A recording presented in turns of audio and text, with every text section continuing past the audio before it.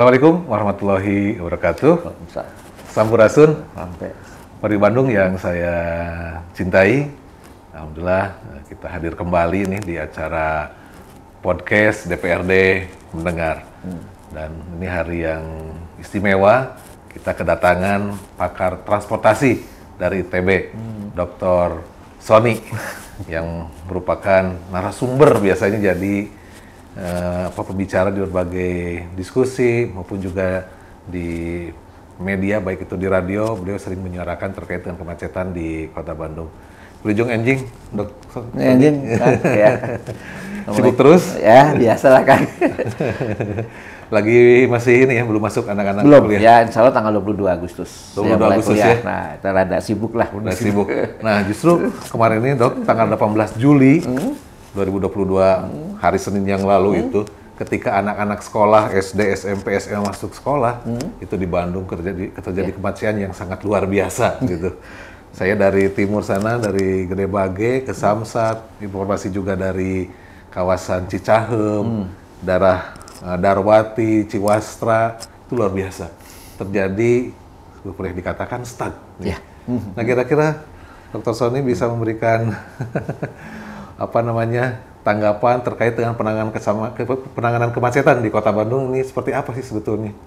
Ya, gitu kan. Jadi kalau misalnya bicara kemacetan itu banyak cerita ya. Jadi kalau kemacetan itu sebenarnya ujung dari semua masalah di situ gitu ya. Tapi kalau kita coba uraikan sedikit ya kemacetan itu, kalau saya selalu dalam banyak diskusi itu ada 4 faktor penyebab kemacetan. 4 faktor ya? Ya, 4 faktor. Pertama itu masalah rambu marka yang tidak jelas. Itu bisa menyebabkan kemacetan. Rambu.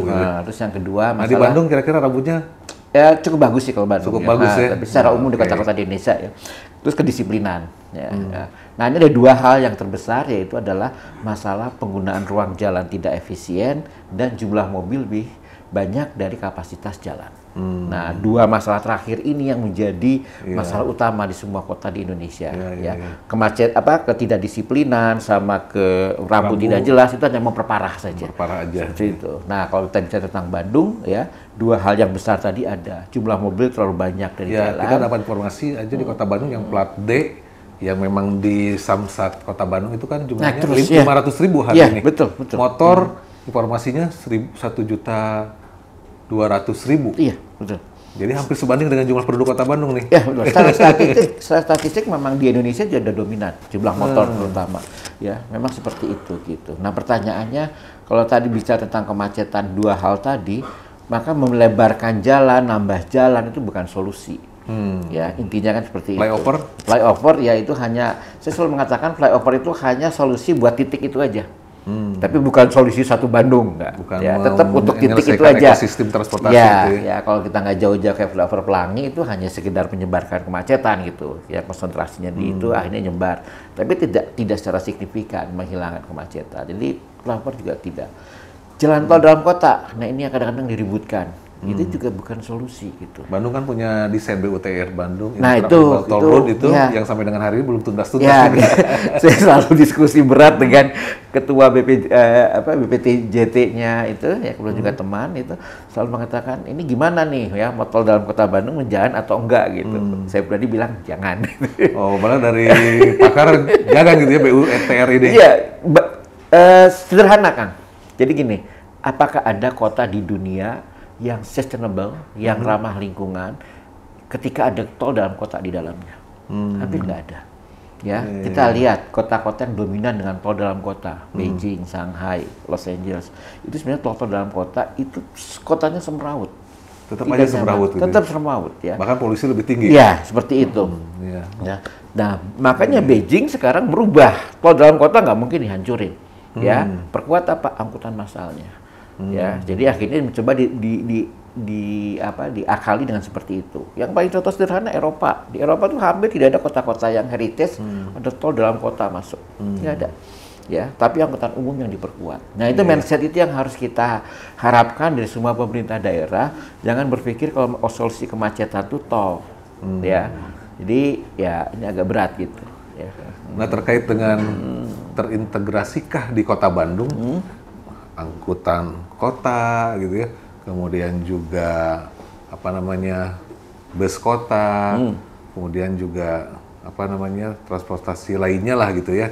Contoh untuk transportasi kan nggak harus selalu kendaraan, sepeda juga kan transportasi juga gitu ya. Saya pernah ke 2 negara, Korea dan di Jepang. Ternyata di sana yang dominan justru sepeda ya gitu. Dan apa namanya public transportasi itu LRT mereka lebih dominan. Kalau kita lihat di jalan itu jarang sekali ada motor gitu. Bahkan saya pernah di Korea, kenapa di Korea nggak ada motor? That is danger transportation gitu ya. Betul. Jadi kalau di luar negeri itu pakai motor itu sangat berbahaya sekali sebetulnya gitu, hanya untuk di tempat-tempat tertentu gitu ternyata. Nah kira-kira gimana terkait dengan sistem transportasi di Kota Bandung kita sendiri? Kalau sistem transportasi di Bandung tuh semua ada, ya kan semua ada. Sepeda ada Bose, transportasi massal adalah Transmetro Bandung. Itu juga sekarang cuma ramai di Kiara Artapak, mati suri sebetulnya. Kalau ada gitu. Ada, kan. gitu ya? Tapi jalan tidak. Terintegrasi tidak. Ya itu jadi masalah. Ya. Kalau di pusat kota relatif sudah banyak lah jalur angkot segala macam, tetapi itu masih belum terlalu nyaman. Bentar, saya kesini naik angkot, Kang. Naik angkot saya biasa kalau ada keperluan atau apa, mobil saya taruh di kampus, perginya kalau nggak jalan, kan kalau rektorat itu kan deket Baltos, tinggal jalan ya seperti itu. Tapi kalau misalnya ke BIP atau kadang-kadang ke Gramedia ada perlu, ya saya jalan. Kalau nggak kadang-kadang naik angkot. Ya. Pulangnya mungkin saya naik angkot karena ada nanjak gitu. Nah, saya punya kebiasaan seperti itu. Jadi kesini pun saya naik angkot. Jadi itu sudah jadi habit gitu ya? Saya mencoba untuk itu jadi habit. Warga Bandung, ternyata Dokter Sony nih punya kebiasaan yang patut ditiru juga naik angkot. Soalnya kalau saya dari Gede Bage emang agak kesulitan juga gitu. Betul. Artinya apa? Kalau kita ingin mendorong orang untuk naik angkot, angkotnya juga siap tuh gitu. Ya, saya aja sudah biasa naik angkot. Ya, punten ngesang oke gitu jalan dari kampus sampai ke Nekriung Bandung kan, ke tempat Riung Bandung yang dekat daerah apa yang Tugu Perjuangan itu ya lumayan jalan situ. Terus ya kebetulan ternyata sudah dirubah rutenya jadi angkotnya lewat depan DPRD langsung. Oke, tinggal turun kan seperti itu. Tapi saya membayangkan orang yang belum biasa itu kan kesulitan. Itu yang pertama masalah jalan. Yang kedua informasi.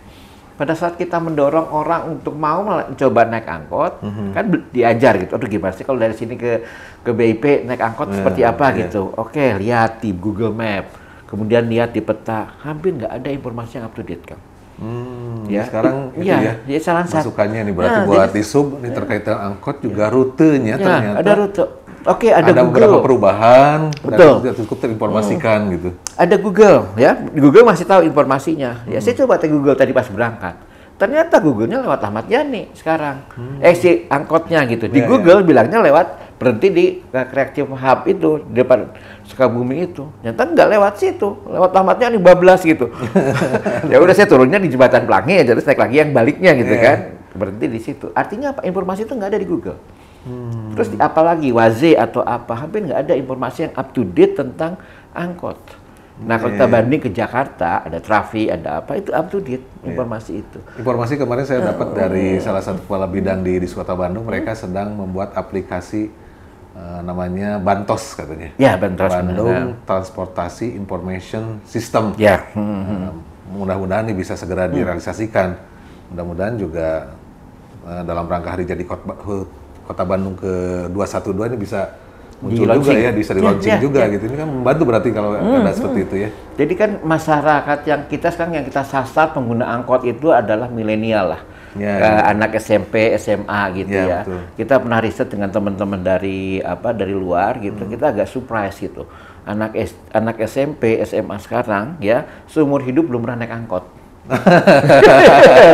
Jadi ada dari kapal lagi. Riset terbaru itu. Iya, kita pernah jadi ada riset jarang naik angkot gitu. Bahkan kita waktu itu sebelum pandemi waktu itu kita ngasih kupon ke anak sekolah SMP untuk naik angkot ke sekolahnya. Ya kan dipaksa lah cari tanah gitu. Setelah itu buat kesan-kesan gitu. Pada surprise gitu, oh enak juga naik angkot. Wah, ternyata ada. Berarti gitu. Selama ini mereka mungkin paling banyak pakai motor ya, diantar sama. Kok nggak diantar waktu SD, dia bawa sendiri. SMP, bawa motor sendiri. Nah, ini ini yang jadi problem juga berbahaya. kan masalah, kan nggak boleh. Ya. di bawah Zonasi 17 itu tahun. kan rencananya seperti itu gitu Iya. kan, ya agar ke sekolah itu jalan atau naik sepeda gitu kan. Nah itu kan kalau diperketat zonasi dengan dibuat fasilitas jalan kaki, itu orang kan menghindari kok untuk naik motor seperti itu. Ya, Iya. angkotnya juga didukung. Nah ternyata itu perlu edukasi gitu. Nah artinya penting itu. Nah karena kalau kelompok milenial ini yang SMP SMA itu kan dekat dengan teknologi, Iya. dekat dengan gadget, Iya. apapun bahkan informasi orang tua dibandingkan informasi Google itu lebih penting informasi di Google kan. Betul. Jadi kalau orang tua dasarin apa-apa dicek di orang tua, ah tuh bener orang tua kan gitu. Ada istilah baru sekarang, guru terbaik adalah Google. Google katanya. Nah itu kenapa nggak manfaatkan itu gitu? Iya, iya, iya. Mendorong anak-anak muda naik angkot melalui teknologi informasi. Salah satunya tadi rute Iya. yang update ya, kondisi angkot segala macam. Ya banyak kok aplikasi yang bisa Kalah angkot digunakan. dengan apa namanya ojol. Hari ini. Nah, ya cerita Gitu. tadi Kang, begitu. Jadi kalau angkot diadu dengan ojol, dengan motor. Nah, ini menarik nih, Dok. Tapi kita nih harus Oke. rehat dulu gitu ya. Jadi kita break dulu nih untuk ke sesi kedua yang lebih menarik gitu terkait dengan fenomena ojol hari ini yang tentu ini juga perlu perhatian dari kita semua. Tetap di DPRD mendengar.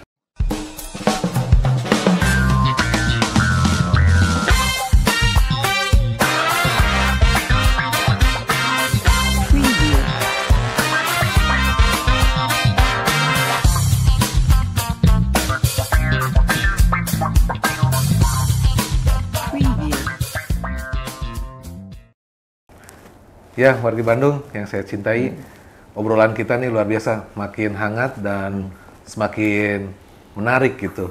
Terutama dinamika transportasi di Indonesia dan di Bandung juga tentu terkena dampaknya juga, yaitu kemunculan ojol dalam beberapa tahun terakhir ini. Nah tentunya kita merespon positif, namun demikian tentu kita berharap agar bisa juga membantu gitu sebetulnya lalu lintas di Kota Bandung yang istilahnya sudah cukup kredit dengan ojol ini bisa bersinergi harapannya. Nah kira-kira seperti apa? Ya, Dok? ojol itu kan fenomenanya bukan di Bandung saja, bukan di Indonesia saja, ini seluruh dunia ya. Jadi seluruh dunia ya Seluruh memang. dunia sudah fenomenanya Iya. udah luar biasa gitu ya. Kalau kita kemarin kenalnya hanya Gojek atau sekolah, tapi kan di luar udah luar biasa, kayak Uber itu udah luar biasa ya. Ini fenomenanya yang udah sangat besar dan banyak kajian tentang itu.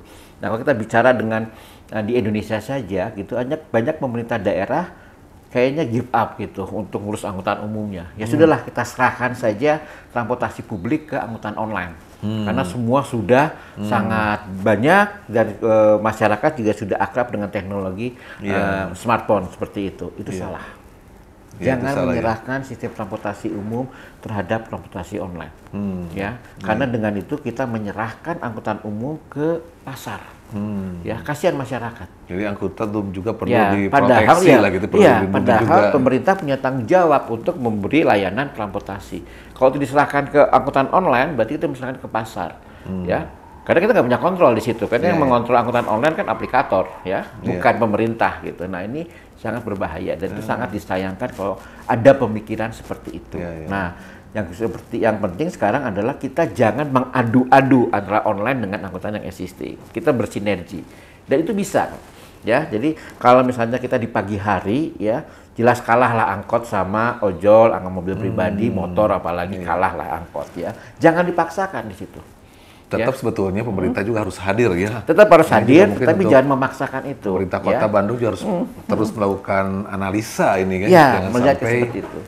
Kemudian transportasi publik dalam hal ini angkot menjadi tergerus. Karena Tergerus. sebetulnya itu solusi untuk kemacetan angkot ini gitu. Tetap harus ada, ya. Saya salah satu orang yang tetap menentang angkot dihapuskan di Bandung. Angkot tetap ada di Bandung. Ada Harus beberapa ada, yang mengatakan mungkin angkot dihilangkan, Iya. nggak bisa. Soalnya fenomena di beberapa daerah yang kita sering komunikasi di Jogja, Semarang, angkot hilang kan? Nah, kalau mereka memang dan culture-nya mereka dulu tidak punya angkot seperti hal Bandung. Oh, ya. karena Bandung culture-nya Bandung memang- itu angkot itu kan sebenarnya berkembangnya di Bandung awal-awalnya gitu kan. Kemudian ditiru beberapa kota gitu. Jadi Bandung angkot itu bagian dari sejarah kota Bandung. Itu yang pertama. Karakter jalan Bandung cocok buat angkot gitu. Iya. Nah, jadi mungkin sangat penting pemerintah melihat bahwa angkot itu adalah bagian dari transportasi publik ya, Iya. bukan sesuatu yang harus disingkirkan. Ini penting ya, itu yang pertama. Nah, polanya seperti apa? Apanya? Polanya seperti apa Nah, mensinergikan? polanya untuk saat ini ya, angkot itu untuk bersaing di jam sibuk pasti kalah, pasti nggak laku. Nah, sekarang kita dorong angkot di jam tidak sibuk. Ya, antara jam 8 sampai jam 12 ya, antara jam 2 sampai jam 4 itu kan jam-jam relatif tidak sibuk itu.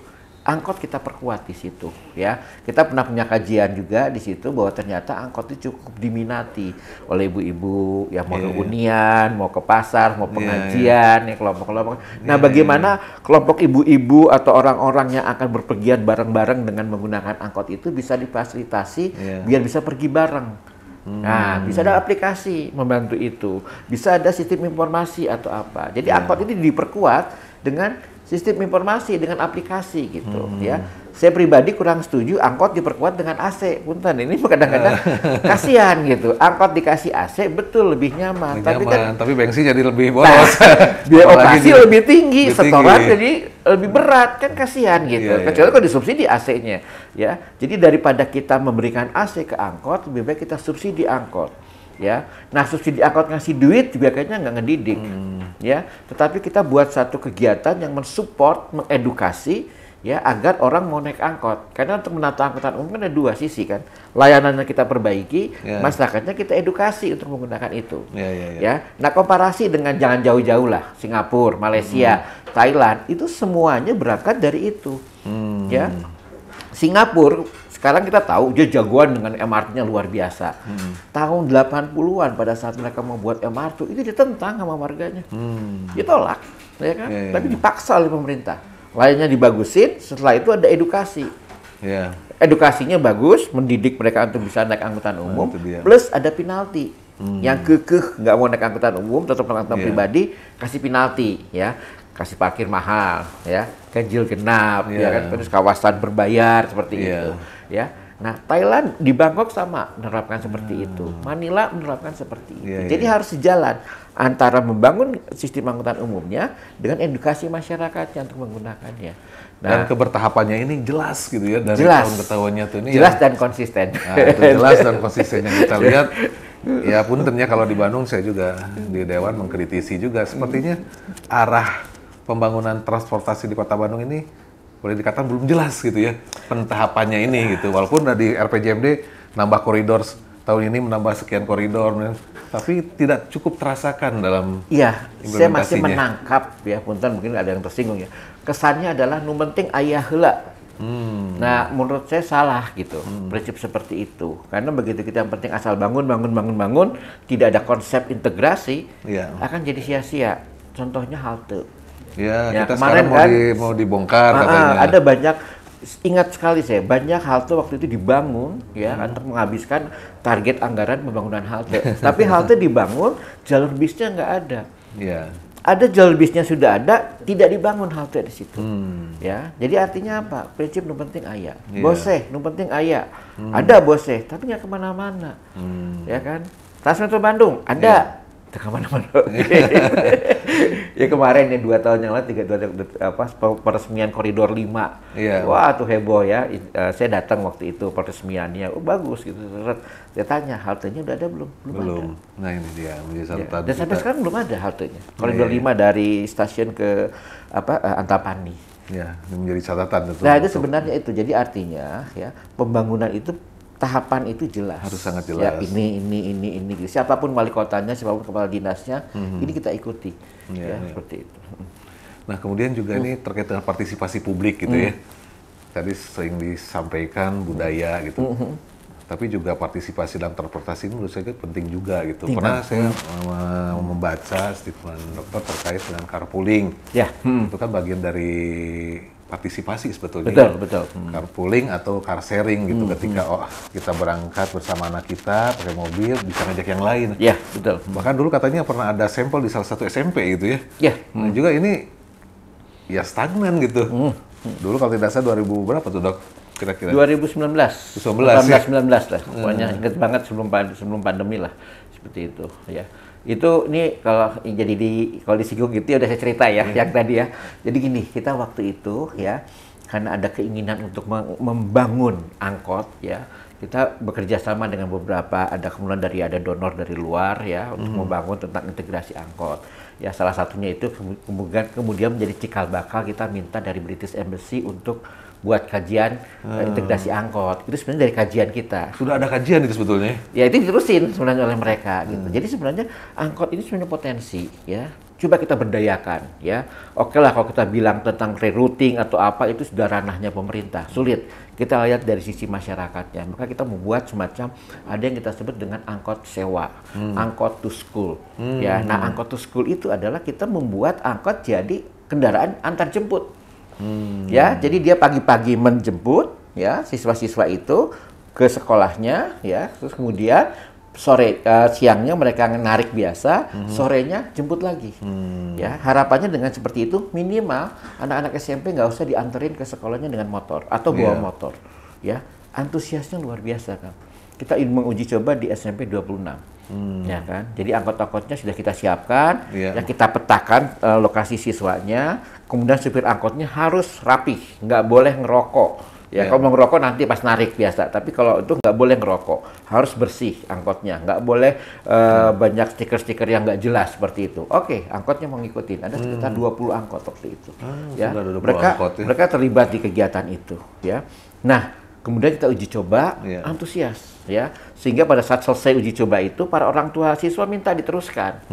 Oke, kita buat diteruskan, kita buat diseminasi. Banyak sekolah-sekolah juga ingin dicoba seperti itu. Ya, terus banyak koperasi-koperasi angkot ikut. Kan mungkin Kopamas ya, Koburti ingin, itu ingin. Ya sudah, yuk kita coba petakan seperti itu. Nah ini mungkin sekalian di sini ya di DPR mendengar, saya ingin coba minta bantuan dari DPR juga. Ternyata kegiatan itu nggak jalan hanya karena urusan sepele, Kang. Wah, ini menarik nih, hal sepele itu ya. Sepele. Padahal gagasannya gagasan besar. Gagasan gitu, besar, sangat sepele. Dan ini ternyata dipakai di Jimbaran, dipakai di Banjarmasin, jalan. Sepelena gini, supir angkot kan harus mengidentifikasi lokasi siswa di mana. Sehingga oke, ini banyak siswa perlu 2 mobil, siswa ini banyak, cukup 1 mobil, seperti itu. Nah, kita harus punya data alamat siswa kan. Nah, masalahnya supir angkot nggak boleh dong minta ke sekolah data siswa. Itu kan hal yang rahasia sebenarnya. Saya pun sebagai akademisi datang minta data nggak boleh.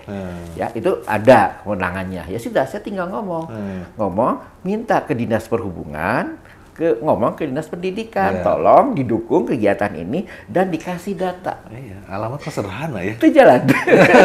Punten, itu jalan. Jadi aspirasinya cuma minta data alamat saja minta gitu. Minta data alamat kan, ya kan. Kalau itu kan saya nggak mungkin ngomong ke distrik menurut, aduh nggak bisa dong gitu kan. Ya saya ngomong ke Pak Wali Kota agak susah gitu kan. Waktu itu kan saya udah, itu jangan ngomong ke Wali Kota juga, ya jangan dulu lah kita ngomong ke level dinas aja. Kalau kita ngomong ke Wali Kota kan kita ngelangkahin kewenangan dinas gitu. Nanti dinas akan tersinggung ya seperti itu. Ya udahlah, ya kita minta coba ngomong baik-baik ke Dinas Perhubungan, agar Dinas Perhubungan ngomong ke ini gitu ya. Ya kita panas-panasin di media ya, di PRFM kita sering ngomong seperti ini ya. Itu jalan Kang Punten gitu. Saya agak kecewa dengan akhirnya kan para supir kecewa gitu. Udah ngebayangin karena waktu itu orang tua murid bersedia bayar. Ya kan? Ada kepastian pendapatan. Ada kepastian lah. ya, ada kepastian kan, itu mereka mau bayar per siswa 50.000 per bulan. Itu lumayan kan buat supir angkot itu ya.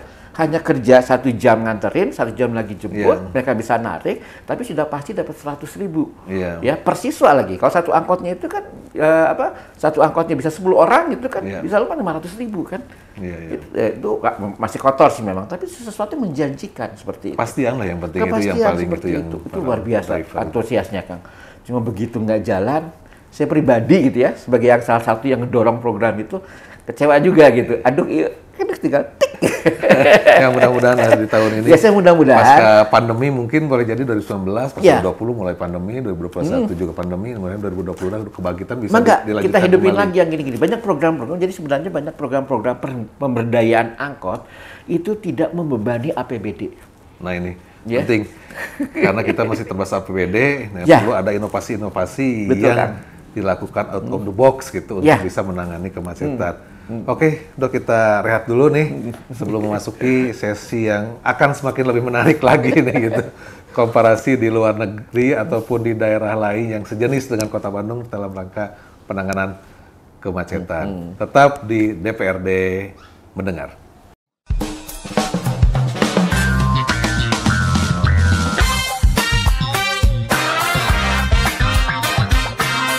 Preview.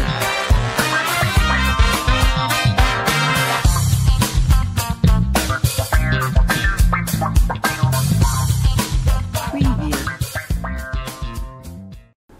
Ya, wargi Bandung yang saya cintai, insya Allah kita masuk ke sesi terakhir dan sesi yang paling menarik, insya Allah gitu ya. Nah, Dok, kita ingin komparasi nih kota di daerah lain yang sama, hampir sama lah gitu, apple to apple dengan Kota Bandung dan sukses menangani kemacetan gitu. Kemudian juga kalau ada di daerah ataupun di luar negeri, kira-kira di mana tuh di ibu kota negara mana yang pas untuk kita tiru? Apakah di Amerika Selatan gitu ya, yang banyak kemarin dijadikan referensi, atau cukup sebetulnya udahlah nggak jauh-jauh, belajar aja misalkan ke Jakarta atau mana sebetulnya Ya. paling pas untuk kita bisa belajar dan lebih konkret gitu untuk bisa kita implementasikan di Bandung. Ya, kalau lihat di struktur kotanya, ya mirip-mirip Bandung itu ada beberapa ya. Contohnya kayak Malang, Manado, itu mirip kayak kota Bandung, ya jalannya kecil-kecil. Angkotnya juga ada di Bukit, situ. Angkotnya pun ada seperti itu. Tapi kalau kita ngelihat success story dari penataan angkutan umum, ya kalau kita ngelihat dari luar agak berat, Kang. Ya, Ya, levelnya berat, ya kalau apa Singapura ya, Singapura, Terlalu Malaysia inilah gitu. ya. Karena Singapura Malaysia kalau mau buat MRT, LRT itu nggak masalah. Tanah itu milik negara. Iya. Ya, aturan Commonwealth kan gitu kan, negara luar jajahan Inggris, tanah itu adalah milik negara. Jadi kita hanya pinjem gitu. Kalau kita hanya di Indonesia, Filipina dan Amerika ya, tanah itu hak milik ya. Bahkan di Amerika mutlak gitu. Ada minyak di bawahnya milik kita gitu. Kalau di desa hanya di atasnya aja lah ya seperti itu. Nah, jadi kalau kita ngeliat success story penataan angkutan umum, kita nggak usah jauh-jauh. Kita bisa belajar dari Semarang, dari Jogja, dari Solo, ya seperti itu. Ya, kalau kita ngelihat di kota-kota itu, mereka nggak luar biasa kok. Ya, hebat angkutan umumnya lancar. Macet Itu tetap kalau ada. Semarang, Jogja memang kalau kita lihat ya nggak ada historis terkait dengan angkot ya, mungkin Betul, Solo ya yang ya. paling. Memang tidak ada yang se-Bandung dan Bogor ya, yang harus struggle melawan punya angkot seperti itu gitu. Tapi dari saya melihatnya kenapa Semarang, Jogja dan Solo itu adalah ternyata konsistensi kebijakan penataan angkot. Angkutan dia. umumnya seperti itu. Ya, mereka konsisten gitu. Siapapun wali kotanya, siapapun ininya selalu mengikuti apa yang sudah ada tahapannya gitu, di- ya kan? Ke RPJP maupun RPJMD-nya tuh betul-betul diikuti gitu ya ya. kan? Dan juga Ya, mereka ya. sedikit menyisihkan subsidi gitu. Mereka nggak besar subsidinya, ya, tapi mereka menyisihkan subsidi buat perkuatan angkutan umum. Itu yang mereka lakukan. Jadi intinya konsistensi gitu. Kalau dibandingkan dengan Bandung, sebenarnya Bandung jauh lebih kaya dibandingkan Semarang, Jogja dan Solo, ya kan? ya. Artinya lebih mampu sebenarnya dari sisi keuangan. Ya. Ya, tinggal masalah menyisihkan gitu. Nah tadi pas kita diskusi sebelum on air ya, ada masalah pembiayaan kan seperti ini. Jadi sebenarnya penataan angkutan umum itu tidak melulu terkait dengan beban anggaran. Ya. Banyak ide-ide bagus ya, out of the box ya, yang bisa memperkuat angkutan umum tanpa harus membebani anggaran. Ya, itu banyak Kang ya. Bisa bak yang kecil-kecilan kayak tadi contoh yang masalah angkot sewa, bisa juga kita membangun edukasi ya. Tugas pemerintah hanya satu, angkutan umum yang ada diberesin. Ya, layanannya diperbaiki atau apa seperti itu aja ya. Nah, biarkan masyarakat ya yang bisa memperkuat, mengedukasi dirinya sendiri untuk bisa menggunakan angkutan umum. Kenapa saya ngomong seperti ini? Salah satu keunggulan Kota Bandung dibandingkan kota-kota lain, saya selalu komparasi adalah komunitasnya yang kuat dan solid. Ya itu, solidnya itu luar biasa Kang. Ya, saya udah lihat komunitas di Jogja, komunitas di Semarang, komunitas di Jakarta, di Bogor, tidak sesolid kota Bandung, ya kan? Selama komunikasi kita baik gitu ya. Dan mereka sangat dirangkul, mendukung, gitu ya. Kan pernah dengarkan Bandung Disiplin, Ya. ya itu yang luar biasa kan? Itu idenya bukan dari pemerintah kota, dari masyarakat, ya. Masyarakat yang ingin Bandung tuh beres. Yuk kita buat gerakan. Kemudian diakomodasi oleh pemerintah. Ya udah sok mau apa? Ya seperti itu. Jadi banyak aktivitas-aktivitas masyarakat yang memperkuat angkutan umum, memperkuat budaya biasa bersepeda, berjalan segala macam. Itu yang penting hanya di endorse, di endorse ke pemerintah itu aja gitu. Kita punya dulu namanya walk to school. Jadi kita mendidik anak-anak SD untuk biasa jalan ke sekolah. Jadi ada volunteer menemani anak-anak SD ke sekolah. Biar nggak bosan bercerita dia. Anak SD-nya seneng kan? Wah, diceritain ini. Akhirnya mereka biasa jalan dari rumah ke sekolah ya. Apalagi kalau SD kan deket-deket kan. Di Bandung tuh memang betul komunitas-komunitasnya tuh keren banget gitu. Nah, itu ya tinggal di endorse itu pemerintah nih Bandung punya kegiatan keren ini. Nah, komunitas yang dipuji dalam tanda kutip oleh pemerintah kan seneng kan, makin semangat. Jadi nanti pemerintah gampang merangkulnya, misalnya merangkul warga di Bandung Timur. Tuh, kita lihat Bandung Utara sudah melakukan ini, yuk kita bangun. Ikutin sama-sama gitu. Jadi menjadikan gerakan bersama-sama se-Bandung. Itu luar biasa. Jadi pemerintah hanya endorse aja sih. Iya. Endorse-nya nggak usah pakai FGD, nggak usah pakai seremonial, nggak usah. Kayak gini tuh endorse sebenarnya. Langsung aja ngobrol di lapangan gitu ya. Ngobrol di lapangan. Teman-teman komunitas sepeda, komunitas pejalan kaki, komunitas supir gitu ya, mereka. Iya, diliput oleh media. Biar dampaknya luas. Terus ya. Jadi nggak perlu APBD ya, nggak perlu membebani anggaran gitu. Nah, kalau anggaran memang sudah ada dan memang ingin menyisihkan ya tadi subsidi, kita bantu angkutan umum, ya kan, baik langsung atau tidak langsung. Nah, kalau skema subsidi ya mungkin kita cerita lain lah, cukup panjang kalau gitu. Ya. Tapi yang ini ya, perkuatan angkutan umum di Kota Bandung itu sebenarnya sangat mudah. Sama regulasi kayaknya ya. Regulasi sudah cukup sebenarnya. Iya. Saya pernah menyampaikan juga kan regulasi terkait dengan ganjil genap. Memang sih ganjil genap lebih tepat di hari libur ya. Oh, ganjil genap ya. Sabtu Minggu gitu untuk menekan kemacetan terutama di kawasan pusat kota dan Bandung Utara gitu ya. Nah ini gimana? Dok? Ganjil genap itu tidak efektif karena jalan kota Bandung itu radial sifatnya. Menuju ke satu titik ya seperti itu. Begitu diganjilkan ya, maka mereka mencari jalan lain. Ya, ini akan susah. Ya, jadi sebaiknya memang ganjil genap efektif di waktu libur untuk kendaraan bukan plat D, ya kan? Jadi itu terbukti yang luar Bandung berarti. Ya, jadi dipaksa yang luar Bandung kalau ini wisata ke Bandung, ya gunakan angkutan umum di situ. Mobil nggak apa-apa masuk. Ya, di hotel udah kemana-mana pakai angkutan umum ya seperti itu. Dan ternyata pada saat PPKM dulu ya ternyata efektif kok di ganjil genap ya. Efektif ya kalau efektif dulu kan untuk menekan mobil luar masuk ke Bandung kan. Tetapi dalam rangka tadi pencegahan penyebaran virus. Tapi sekarang kalau ingin menekan kemacetan ekstrim itu bisa gitu ya. Dilakukan ya. Dan itu mungkin ganjil genap kalau saya boleh mengusulkan tetap dilakukan di semua pintu tol masuk dari libur Sabtu Minggu gitu ya. Sabtu Minggu ya. Untuk yang plat non-D lah gitu non-D, ya. seperti itu. Itu akan lebih efektif. Itu lebih efektif gitu sebenarnya ganjil genap bisa dilakukan seperti itu.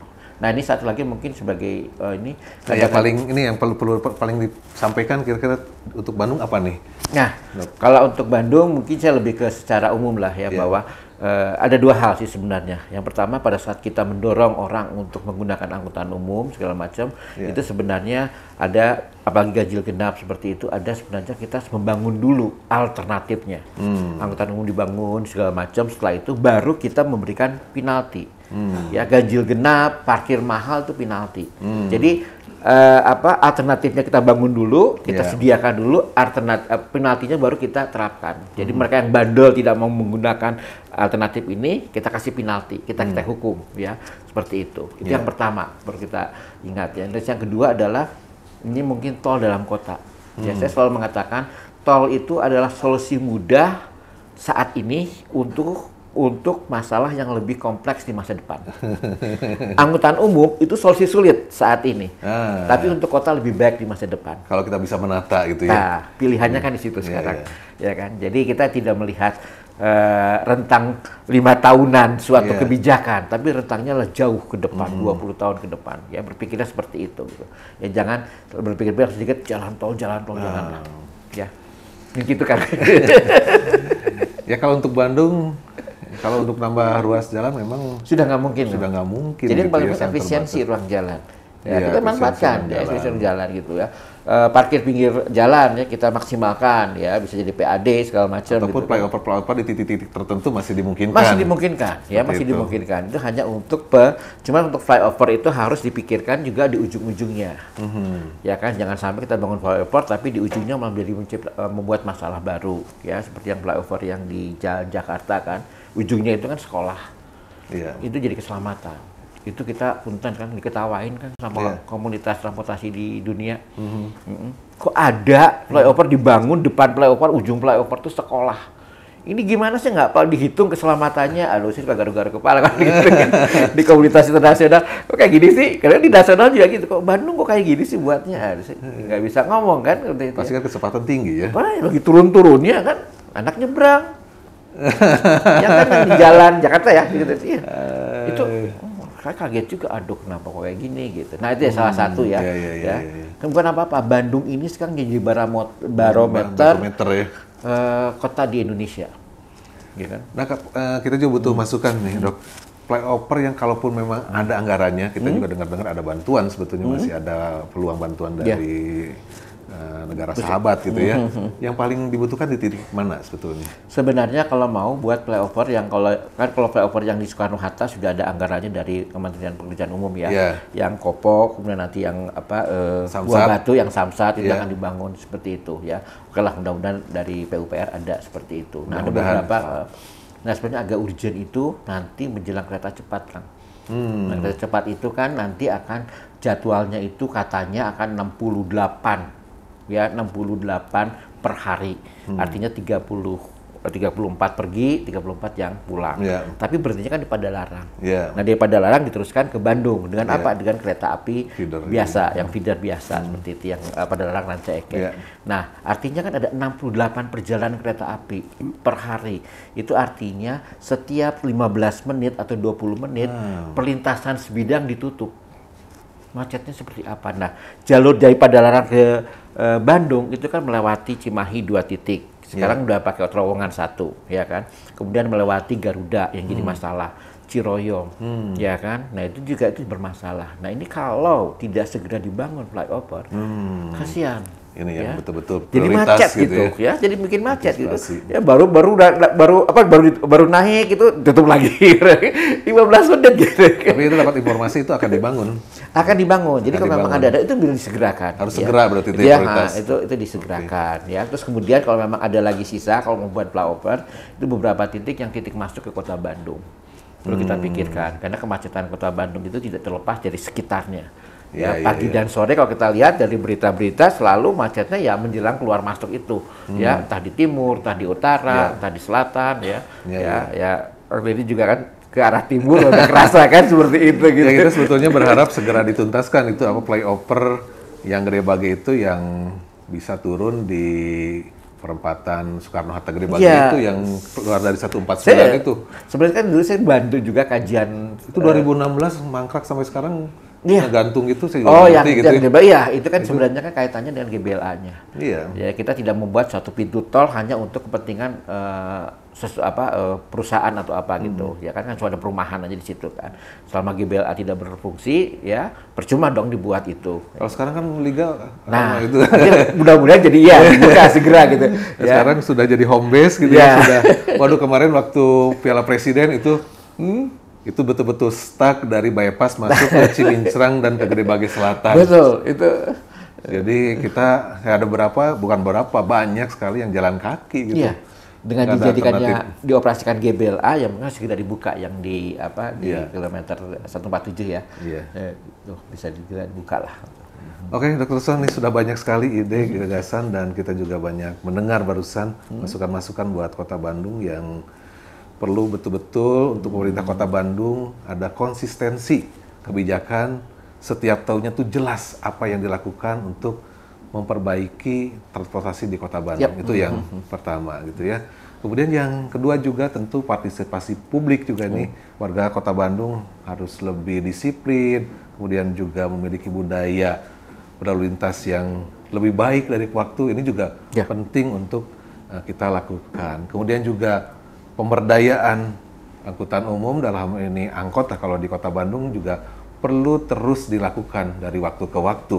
Tadi ada hal yang menarik. Boleh jadi hari ini sulit, tapi untuk jangka panjang ini merupakan solusi yang cukup baik gitu ya untuk kita memberdayakan. Dan banyak lagi hal yang lain, tapi intinya dari DPRD mendengar ini mudah-mudahan juga didengar oleh Wali Kota Bandung, didengar oleh Pak Wali Kota Kang Yana hari ini beserta Kadishubnya gitu yang baru Kang Dadang itu bisa segera merespon, menindaklanjuti dan juga tentu bisa lebih terasakan program-program kegiatannya, apalagi hari ini dalam rangka HUT RI ke-77 harus ada sesuatu yang diberikan untuk negeri kita, dan juga 25 September Hari Jadi Kota Bandung ke-212, mudah-mudahan ada inovasi terobosan. Tadi informasinya akan ada aplikasi Bantos Bandung, informasi sistem transportation yang mudah-mudahan itu juga membantu. Tadi informasi angkot aja masih kadang-kadang kita bingung gitu. Oke, jadi itu warga Bandung yang saya cintai, tetap nanti di kegiatan kami DPRD Pendengar untuk terus bisa diikuti. Hatur nuhun, Dok. Hatur nuhun pisan atas kehadirannya di DPRD Kota Bandung. Jangan bosan. Oh, siap. Kita kan Bandung selalu siap kaget. Kita ini baru pertama ya. Mudah-mudahan nanti ya sekalian juga evaluasi juga. Enggak. Karena ternyata masa transportasi, masa keselamatan ini daily experience katanya. Iya, pengalaman harian yang terus dirasakan gitu. Jadi memang kita harus memantau dengan sangat ketat, mengawasi, memberikan masukan agar Bandung lebih nyaman sesuai dengan visinya. Sekali lagi hatur nuhun. Assalamualaikum warahmatullahi wabarakatuh. Waalaikumsalam.